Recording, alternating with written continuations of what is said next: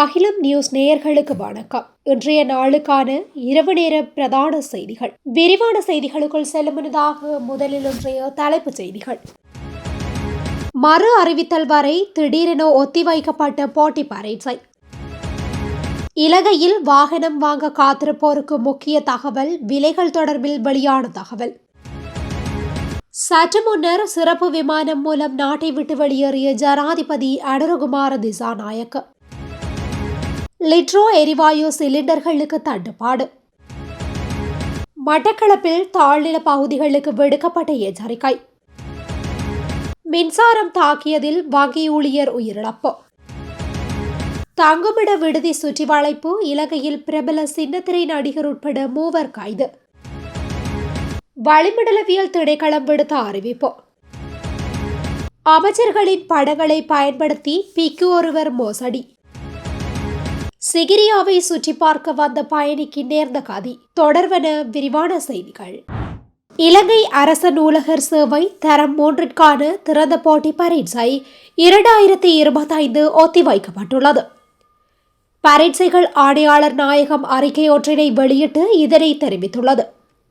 இதேவேளை 2025 ஆண்டுக்கான கல்வி பொதுத்தராதர சாதாரண தர பரீட்சை இன்று ஆரம்பிக்கப்பட்டுள்ளது.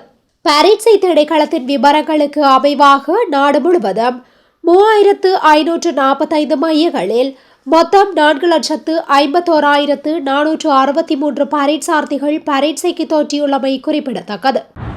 சமூக பாதுகாப்பு பங்களி வரி விதிப்பு முறையில் திருத்தம் கொண்டு வருவது வாகன இறக்குமதி வரிகளில் குறிப்பிடத்தக்க அதிகரிப்புக்கு வழிவகுக்கும் என்று இலங்கை வாகன இறக்குமதியாளர்கள் சங்கம் தெரிவித்துள்ளது.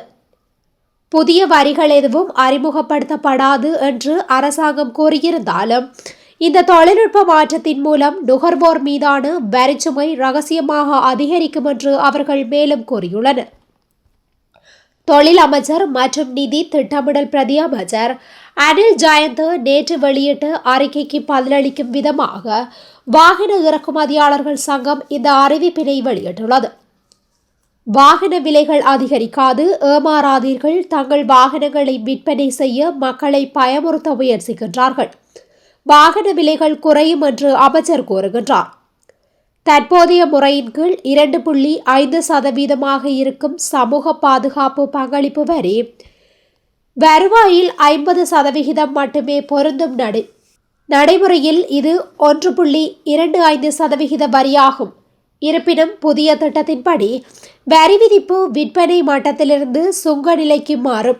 மேலும் 100% வரி விற்று முதலுக்கு 2.5% முழு வரி விற்கப்படும் என்று தெரிவிக்கப்படுகின்றது. இவற்றில் மிக முக்கியமான விஷயம் என்னவென்றால் இந்த 2.5% வரி மதிப்பு கூட்டலின் அடிப்படையில் கணக்கிடப்படுகின்றது மற்றும் 18% மதிப்பு கூட்டப்பட்ட வரி என்பது பொதுமக்களால் புரிந்து கொள்ள முடியாத ஒரு சிக்கலான வரி அதிகரிப்பு என்று இறக்குமதியாளர்கள் சங்கம் கூறுகின்றது.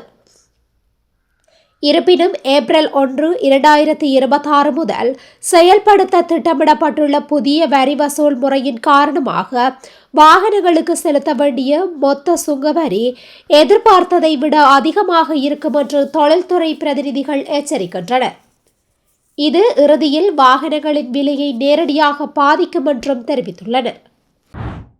ஜனாதிபதி அனுரகுமார திசாநாயக்க அதிகாரப்பூர்வ விஜயம் மேற்கொள்ளும் நோக்கில் இந்தியாவிற்கு புறப்பட்டு சென்றுள்ளார். இந்தியாவில் நடைபெறும் சர்வதேச செயற்கை நுண்ணறிவு மாநாட்டில் பங்கேற்கும் நோக்கில் அவர் இந்தியா நோக்கி பயணித்துள்ளார்.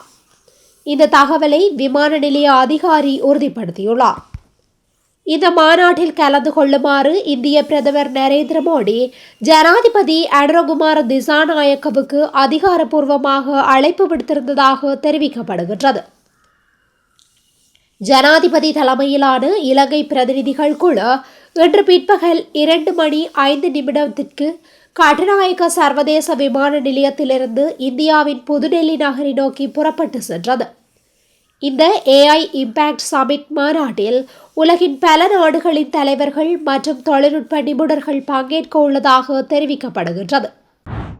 கடந்த சில நாட்களாக லிட்ரோ சமையல் எரிவாயு சிலிண்டர்களுக்கு தட்டுப்பாடு ஏற்பட்டுள்ளது.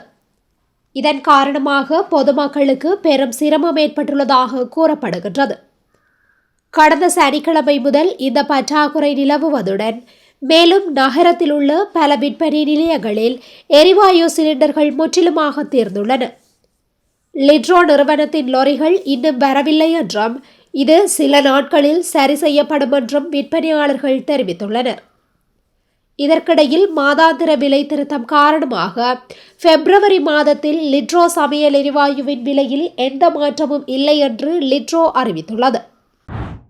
மட்டக்களப்பு மாவட்டத்தில் நேற்று முதல் பெய்து வரும் கடுமழை காரணமாக தாழ்நில பகுதிகள் வெள்ளத்தில் மூழ்கும் அபாயம் ஏற்பட்டுள்ளது. இலங்கையின் தென்கிழக்கே நிலவிய சுழற்சியானது தாழ்வு பகுதியாகி அதே இடத்தில் நீடிப்பதன் காரணமாக தொடர்ச்சியாக மழையினை எதிர்பார்க்க முடியும் என வானிலை அவதான நிலையம் எதிர்வு கூறியுள்ளது. நேற்று மாலை தொடக்கம் பெய்து வரும் கடுமழை காரணமாக மட்டக்களப்பு மாவட்டத்தின் பல பகுதிகளில் வெள்ள நிலைமைகள் ஏற்படும் நிலைமை காணப்படுகின்றது. அதிலும் குறிப்பாக தாழ்நிலங்கள் வெள்ள நீரினால் மூழ்கும் நிலைமை ஏற்பட்டுள்ளது. மட்டக்களப்பு மாவட்டத்தில் தற்போது பெரும்போக அறுவடைகள் நடைபெற்று வருவதன் காரணமாக பயிர்கள் பாதிக்கப்பட்டுள்ளதாக விவசாயிகள் கவலை வெளியிட்டுள்ளனர். அத்துடன் அறுவடை செய்தவர்கள் நெல்லை பாதுகாப்பதில் பெரும் சிரமங்களை எதிர்நோக்குவதாகவும் தெரிவிக்கப்பட்டுள்ளது. கம்பஹா நீர்கொழும்பு பகுதியில் மின்சாரம் தாக்கியதில் தனியார் வங்கியொன்றில் கடமையாற்றும் ஊழியர் ஒருவர் உயிரிழந்துள்ளார். நேற்றிரவு இடம்பெற்ற இந்த அனர்த்தத்தில் கொழும்பு கொலனாவை பிரதேசத்தை சேர்ந்த 27 வயதுடைய இளைஞரே இவ்வாறு உயிரிழந்துள்ளார். இதுகுறித்து மேலும் தெரிய வருகையில் குறித்த இளைஞர் நீர்கொழும்பில் உள்ள தனியார் வங்கியொன்றில் பணியாற்றி வந்த நிலையில் தனது வேலை நிமித்தம் நீர்கொழும்பு பகுதியில் வாடகைக்கு வீட்டில் தங்கியிருந்தார்.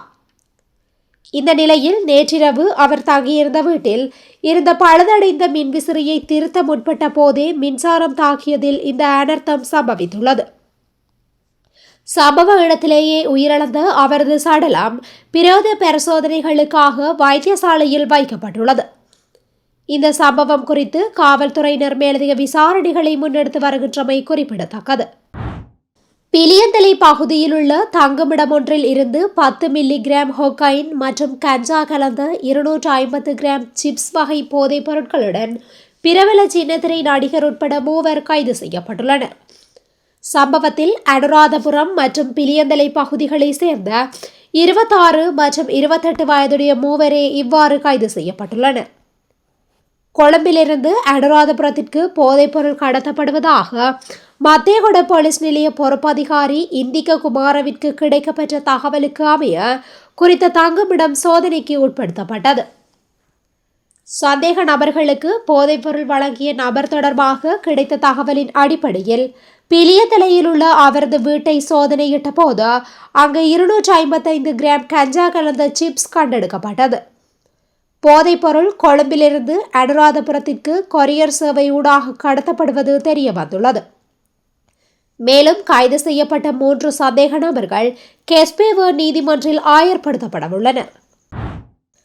வடக்கு, வடமத்திய, மத்திய, ஊவா மற்றும் கிழக்கு மாகாணங்களில் இன்று முதல் அடுத்த சில நாட்களுக்கு மழை பெய்யும் சாத்தியம் காணப்படுவதாக வளிமண்டலவியல் திணைக்களம் எதிர்வு கோரியுள்ளது. வடக்கு, வடமத்திய, ஊவா, கிழக்கு மாகாணங்களிலும் ஹம்பாந்தோட்டை மாவட்டத்திலும் அவ்வப்போது மழை பெய்யும். மத்திய, ஊவா மற்றும் கிழக்கு மாகாணங்களிலும் பொலனறுவை மாவட்டத்திலும் சில இடங்களில் 75 மில்லிமீட்டருக்கும் அதிகமாக மழை பெய்யக்கூடும் என்றும் பிற்பகல் 1 மணிக்கு பின்னர் ஏனைய பல இடங்களில் மழை அல்லது இடியுடன் கூடிய மழை பெய்யக்கூடும் எனவும் திணைக்களம் தெரிவித்துள்ளது.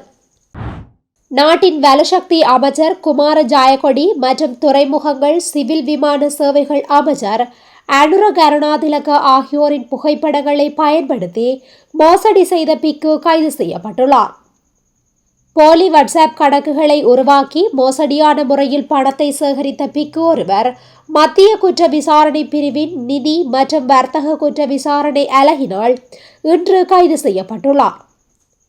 முருதலாவ பகுதியில் உள்ள பிகாரி ஒன்றில் தங்கியிருந்த போதே இந்த 21 வயதான பிக்கு கைது செய்யப்பட்டுள்ளார். டித்வா புயலினால் பாதிக்கப்பட்ட பாடசாலை மாணவர்களுக்கு தேவையான பாடசாலை உபகரணங்களை கொள்வனவு செய்வதற்காகவென தெரிவித்து மோசடியான முறையில் தயாரிக்கப்பட்ட கடிதங்களும் சந்தேக நபரிடமிருந்து கைப்பற்றப்பட்டுள்ளன. குறித்த கடிதங்களில் சம்பந்தப்பட்ட 2 அமைச்சுகளினதும் செயலாளர்களின் கையொப்பங்கள் இடப்பட்டுள்ளதாக தெரிவிக்கப்படுகின்றது. இக்கடிதங்களை தனியார் நிறுவனங்களுக்கு அனுப்பி சந்தேக நபரான பிக்கு பணத்தை பெற்றுக்கொள்ள நடவடிக்கை எடுத்துள்ளதாக விசாரணை அதிகாரிகள் தெரிவித்தனர். மேலும் சம்பவம் தொடர்பான மேலதிக போலீஸ் விசாரணைகள் மத்திய குற்ற விசாரணை பிரிவின் பணிப்பாளர் சிரேஷ்ட போலீஸ் அத்தியட்சகர் கமல் ஆரியவங்சவின் ஆலோசனையின் பேரில் முன்னெடுக்கப்பட்டு வருவதாக குறிப்பிடப்பட்டுள்ளது.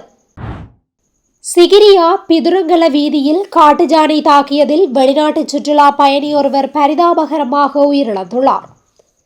இந்த சம்பவம் நேற்று இடம்பெற்றதாக தெரிவிக்கப்பட்டுள்ளது. ஹங்கேரி நாட்டை சேர்ந்த 68 வயதுடைய நபரே இவ்வாறு உயிரிழந்துள்ளார்.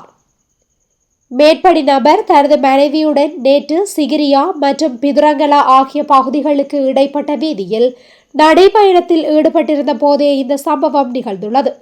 திடீரென வீதிக்கு வந்த காட்டுஜானை அவர்களை தாக்கியுள்ளது.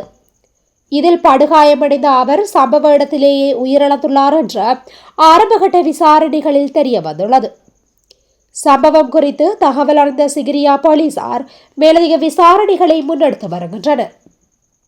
உயிரிழந்தவரின் சடலம் பிரேத பரிசோதனைக்காக வைத்தியசாலையில் வைக்கப்பட்டுள்ளமை குறிப்பிடத்தக்கது. இத்துடன் இன்றைய நாளுக்கான இரவு நேர பிரதான செய்திகள் நிறைவடைகின்றன. தொடர்ந்தும் இதுபோன்ற செய்திகளை உடனுக்குடன் அறிந்து கொள்ள அகிலம் நியூஸுடன் இணைந்திருங்கள். நன்றி, வணக்கம். அகிலம், மாற்றத்திற்கான மக்கள் குரல்.